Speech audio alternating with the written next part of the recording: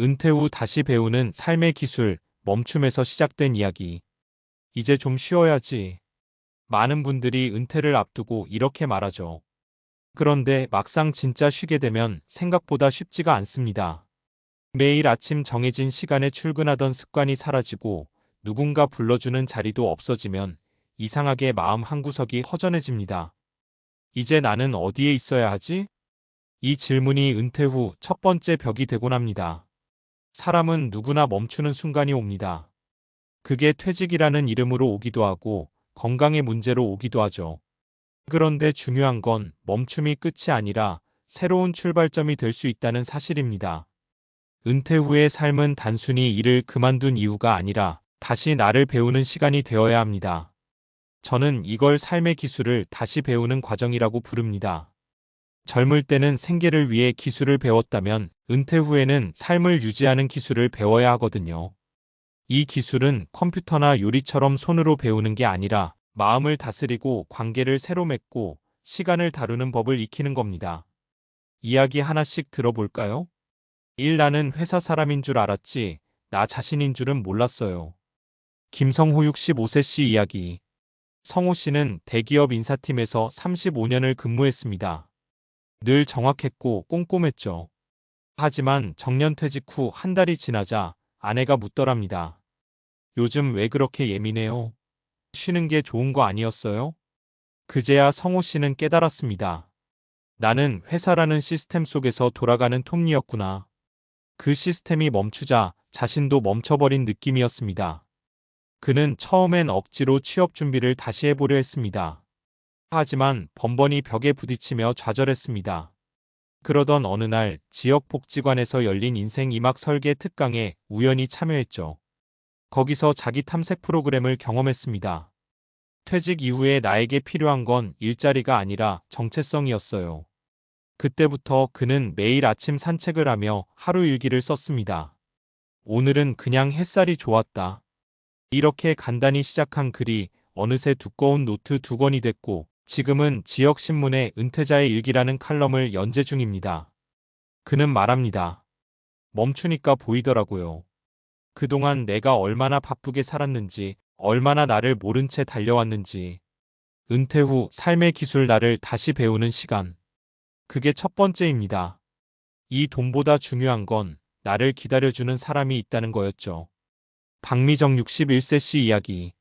미정 씨는 은퇴 후 돈 걱정이 제일 먼저였다고 합니다.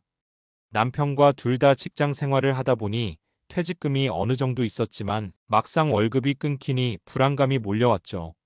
그래서 그녀는 퇴직 후 바로 재취업 준비를 시작했습니다. 하지만 나이 경력 조건에서 번번이 불합격. 심지어 면접관이 이런 말까지 했답니다. 이 나이에 굳이 일 다시 하시려는 이유가 있나요? 그 말을 듣는 순간 뭔가 뚝 하고 끊어졌다고 해요. 그래, 내가 진짜 다시 일하려는 이유가 뭐였지? 그 후 미정 씨는 한동안 집에 머물며 남편과 함께 요리를 배우기 시작했습니다. 둘 다 요리를 못했는데 어느새 취미가 됐죠. 주말마다 친구들 불러다 집밥 나눠 먹는 모임을 열었고 그 모임은 은퇴자 쿠킹클럽으로 발전했습니다. 지금은 지역센터에서 무료로 요리 강좌를 진행하며 혼자 지내는 어르신들에게 도시락을 만들어 전달하고 있습니다. 돈은 덜 벌지만 마음은 더 풍족해졌어요. 나를 기다려주는 사람이 있다는 게 이렇게 큰 위로일 줄 몰랐어요. 은퇴 후 삶의 기술 관계를 새로 배우는 법. 퇴직은 사회와 단절이 아니라 새로운 관계를 짓는 기회가 됩니다. 그 관계가 때로는 삶의 버팀목이 되어주죠. 삼하고 싶은 일은 나중에 하는 게 아니라 지금 해야 하더라고요. 이정우 58세 씨 이야기. 정우 씨는 비교적 일찍 은퇴했습니다. IT 기업에서 50대 초반에 명예퇴직을 했죠. 그는 이제 진짜 내가 하고 싶은 걸 해봐야지 하고 여행 계획을 세웠습니다. 그런데 막상 떠나려니 막막했습니다. 여행지도 정하기 어렵고 혼자 움직이는 것도 어색했습니다. 그는 대신 온라인 강의를 듣기 시작했습니다. 사진, 드론, 글쓰기, 영상 편집까지. 처음엔 심심풀이로 시작했지만 지금은 유튜브에 은퇴남 정우의 하루라는 채널을 운영 중입니다. 조회수는 많지 않아도 꾸준히 자신의 일상을 기록하고 있습니다. 이게 단순히 취미가 아니라 나를 살리는 루틴이 됐어요. 은퇴 전엔 항상 성과가 기준이었잖아요. 이젠 즐거움이 기준이에요. 그는 말합니다. 멈춤은 생각보다 길어요. 그 시간 동안 나를 지켜주는 건 결국 배움이더라고요.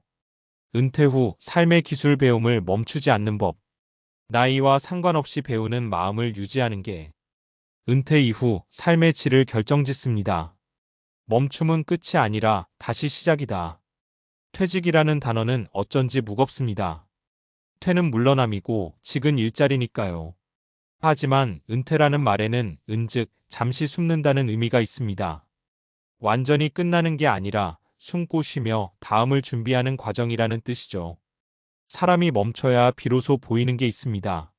내가 그동안 미뤄왔던 일들, 잊고 있던 사람들, 그리고 무엇보다 진짜 나 자신.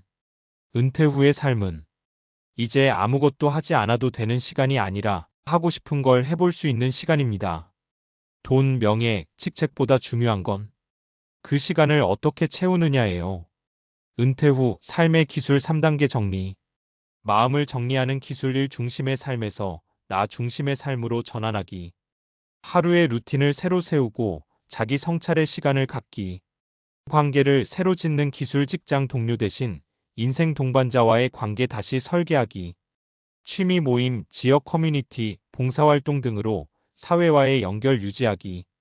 배움을 이어가는 기술 나이를 핑계로 멈추지 말고 디지털, 예술, 건강 등 관심 있는 영역에서 꾸준히 배우기.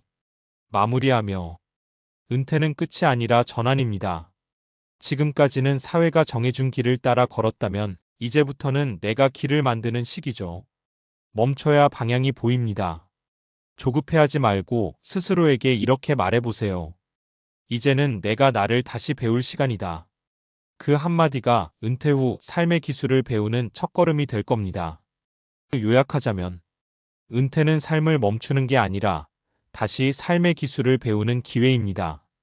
그 기술은 돈 버는 기술이 아니라 나를 알고 관계를 세우고 배움을 이어가는 기술이죠. 그리고 그 시작은 언제나 하나 멈춤에서부터입니다.